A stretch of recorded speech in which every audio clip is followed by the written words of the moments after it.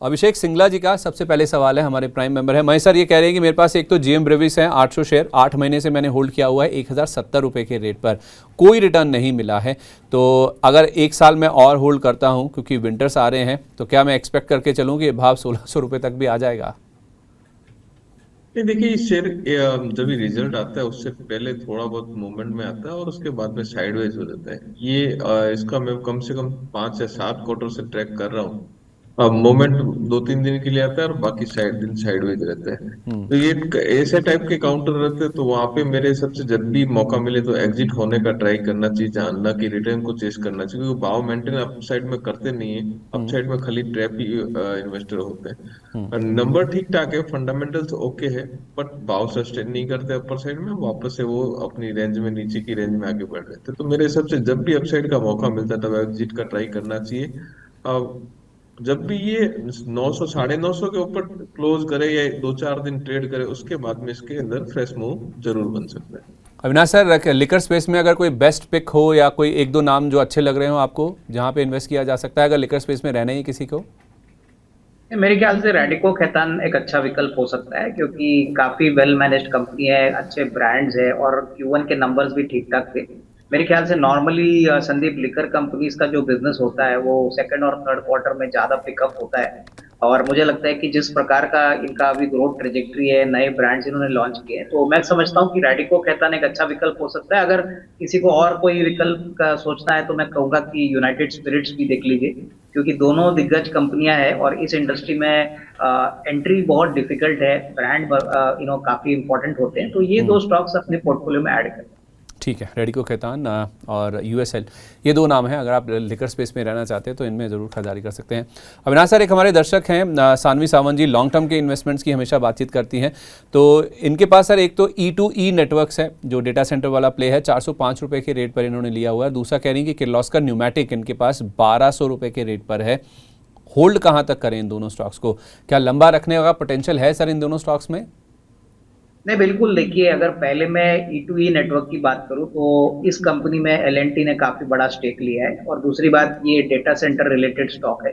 अगर आपका नजरिया 1.5-2 साल है तो मैं कहूंगा कि E2E नेटवर्क में अच्छा पैसा बनेगा।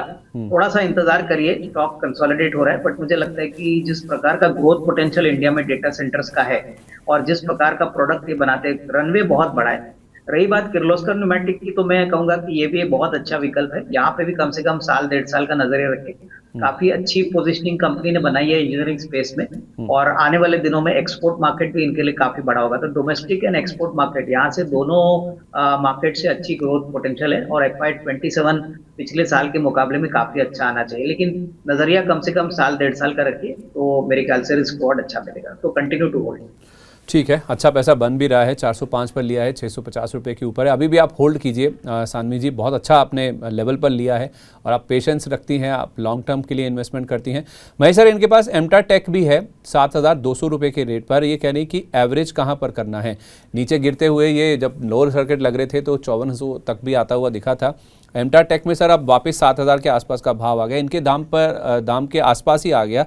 क्या इनको एवरेज करना चाहिए और क्या कोई फ्रेश भी खरीद सकता है इन लेवल्स पर? ये देखिए, हमारा तो इसमें काफी लोअर लेवल से कवरेज था और वो लेवल पे अट्रैक्टिव था। अब ये बहुत महंगा हो चुका है। वापस में से भी देखेंगे तो 5100 या 5150 मैंने लोअर देखा था, उसके बाद में वापस से अपसाइड साइकिल थोड़ा चालू हुआ है। मुझे कहीं ना कहीं पे स्टॉक्स जो है थोड़ा महंगा लगता है। यहाँ पर वापस अगर 5500 5600 के करीब है तो फिर इसके अंदर वापस एक अटेम्प्ट किया जा सकता है। बट जिस हिसाब से हमारी खरीदारी का बात है 2200 2500 की रेंज में, वहां से 1 2 3 गुना हो गया एकदम शॉर्ट टर्म टाइप में। तो ये टाइप के स्टॉक्स के अंदर करेक्शन जब भी आता है, थोड़े से नॉर्मल से ज्यादा करेक्शन आते हैं, तो ज्यादा बड़े हुए स्टॉक्स के अंदर इतना एग्रेसिवली व्यू नहीं रखना चाहिए मेरे हिसाब से, क्योंकि अपसाइड पोटेंशियल लिमिटेड हो जाते हैं। वहां पे जब भी प्रॉफिट बुकिंग होता है तो एक डाउन साइड जो है अच्छी खासी देखने को मिल जाती है। तो ये स्टॉक्स में हुआ था 8500 से अपन ने 5200 या 5150 तक देखा, वहां से थोड़ी सी वापस से अपसाइड है। तो यहाँ पे अपर साइड में धीरे धीरे करके जब भी मौका मिले तो एग्जिट होने का ट्राई करें। काफी सारे स्टॉक्स अवेलेबल है जहाँ पे पोटेंशियली अपसाइड ज्यादा रहे, वहां पे ध्यान देना चाहिए। डिफेंस स्पेस में या और सर कोई?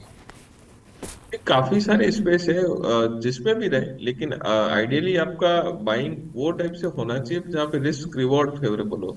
यहाँ पे रिस्क रिवॉर्ड फेवरेबल नहीं बनते हैं। अब यहाँ से जब भी थोड़ी बहुत भी सप्लाई होती है इधर किसी भी रेंज से, इंस्टीट्यूशनल या म्यूचुअल फंड से, तो फिर वहाँ पे करेक्शन जो है लंबे हो जाते हैं। तो मेरे हिसाब से ये टाइप के स्टॉक्स में, ये भाव में अगर बाइंग करते हो तो एक स्ट्रिक्ट स्टॉप लॉस करिए या एक लिमिटेड कॉर्पस का बाइंग करना चाहिए। ये थोड़े से भाव ज्यादा लग रहे हैं, तो जब भी थोड़ा करेक्शन आता है तो ब्रूचल हो जाता है। ठीक है, ओके। एक दो सवाल और ले लें, फिर मैं कुछ एक्टिव स्टॉक्स की और भी बातचीत करता हूँ। हमारे साथ जो दर्शक अपने सवाल शेयर कर चुके हैं उसमें नितेश सारंगी जी कह रहे हैं कि एसगार्ड एल्को बेवरेजेस मैंने 41 रुपये पर ले रखा है, इसमें से लॉस बुक करके क्या मैं फर्स्ट क्राई ABFRL में ऐड कर सकता हूँ, कीपिंग इन व्यू की फेस्टिव सीजन सामने आ रहा है, और टाटा केमिकल में एंट्री ले सकते हैं। टाटा केमिकल सर हम ऑलरेडी अभी डिस्कस कर चुके हैं, आई होप आपको जवाब मिल गया होगा। तो Avinash sir, Asgard Alco Beverages I am sure आप शायद नहीं ट्रैक करते होंगे, ये कह रहे हैं कि 41 रुपये पर इससे निकल कर फर्स्ट क्राई या फिर ABFRL में शिफ्ट कर जाऊँ क्या मैं? नहीं, मेरे ख्याल से देखो, इनका शॉर्ट टर्म व्यू है तो ये निकल सकते हैं, लेकिन लॉन्गर टर्म में मुझे लगता है एसगार्ड का जो बिजनेस मॉडल है, ये रिवर्स मर्जर वाली कंपनी है और हाँ। जो लिकर स्पेस में काम करती है, मुझे लगता है कि देखिए थोड़ा टाइम अगर ये स्टॉक में ये देते हैं तो मुझे लगता है कि नंबर्स FY27 में काफी अच्छे आएंगे और काफी बड़ी मात्रा में ये रेवेन्यू और प्रॉफिट ग्रोथ दिखाएगा। तो अभी तो लिक्विडिटी कम है, बहुत कम लोगों को बाजार में पता है कि इस रिवर्स मर्जर पे क्या बेनिफिट आएगा। तो अगर इनका नजरिया शॉर्ट टर्म है तो वो निकल सकते हैं, लेकिन अगर साल भर ये यहाँ पे निवेश करते हैं तो मेरे ख्याल से अच्छा रिस्पॉन्ड होगा। और ABFRL में डेफिनेटली अगर लंबी अवधि यानी साल 1.5 साल का नजरिया है तो इसमें जरूर आप निवेश कर सकते हो एज अ पोर्टफोलियो का स्टॉक, क्योंकि देखिए ये इतना वेल नोन और बड़ा मार्केट कैप वाला स्टॉक है, तो इसमें आपको उतना अल्फा नहीं मिलेगा जितना एसगार्ड में मिल सकता है। ठीक है, ओके। अच्छा, जब आदित्य बिरला ग्रुप की बात चली है तो कल एक आदित्य बिरला रियल एस्टेट को लेकर खबर आई है, जिसे हम पहले सेंचुरी टेक्सटाइल के नाम से जानते थे। इनकी एक सब्सिडरी है बिरला एस्टेट्स के नाम से, जिसने नवी मुंबई का जो रीडेवलपमेंट मार्केट है उसमें एंट्री की है। वाशी में जो कि नवी मुंबई की कैपिटल है, उसमें इन्होंने 2600 करोड़ रुपये के रेवेन्यू पोटेंशियल वाला एक हाउसिंग प्रोजेक्ट पकड़ा है, जिसमें जिसके ज़रिए ये एंट्री हुई है इनकी। और इनकी जो सब्सिडरी कंपनी है ये बिरला एस्टेट्स, उनकी ओर से पहली बार ऐसा हो रहा है कि माइक्रो मार्केट में कोई प्रोजेक्ट इनके हाथ लगता हुआ दिखा है। तो एक नया डेवलपमेंट होता हुआ दिखा है आदित्य बिरला ग्रुप को लेकर। Sir Mahesh sir, AB real estate को लेकर आपका क्या व्यू है? ये अभी ये बड़े बड़े जो भी बिल्डर है अभी रिकंस्ट्रक्शन में भी जा रहे हैं। तो आप देख लेंगे बाकी वाले बिल्डर्स भी है जो समझो मुंबई के बोरीवली रीजन है या फिर अंधेरी रीजन है, वहां पे भी जा रहे हैं। तो ये एक टेक्निकली ये चीज पॉजिटिव है मेरे हिसाब से। और ये यहाँ पे जहाँ पे अपॉर्चुनिटी थोड़ी सी कंपेरेटिवली बाकी स्पेस है थोड़ी ज्यादा मिल रही है, तो यहाँ पे भी ध्यान पॉजिटिव है मेरे हिसाब से। यहाँ पे ये बाइंग के मौके अगर कोई भी डिप मिलता है ये लेवल पे भी थोड़ी बाइंग की जा सकती है। अगर फर्दर डिप मिलता है तो भी बाइंग के मौके देखने चाहिए। एक साल का नजरिए से मेरे सबसे 1800 1850 ये तो मिनिमम टारगेट अपन मान के चल सकते हैं। और यहाँ पे अपॉर्चुनिटी लगती है कहीं ना कहीं पे कि डिप में अपॉर्चुनिटी बाइंग अपॉर्चुनिटी है। ठीक है, एक साल का नजरिया है तो 1800 1850 तक के लेवल्स भी आपको स्टॉक में देखने को मिल सकते हैं। इसी ग्रुप की बात करें, आदित्य बिरला ग्रुप की, हिंडाल्को एक स्टॉक है जो कि आज फोकस में है। हिंडाल्को के साथ साथ जो बाकी एल्यूमिनियम वाले प्लेस हैं जैसे नाल्को, VAML यानी कि वेदांता एल्यूमिनियम, ये भी स्टॉक्स फोकस में है। अविनाश सर, हुआ क्या है कि एल्यूनॉट ने जो एल्यूमिनियम का उत्पादन है उसे बढ़ाया है या फिर रीस्टोर किया है, ये कहना ज़्यादा सही होगा, जो इनका अस्थायी रूप से बंद हो गया था प्रोडक्शन।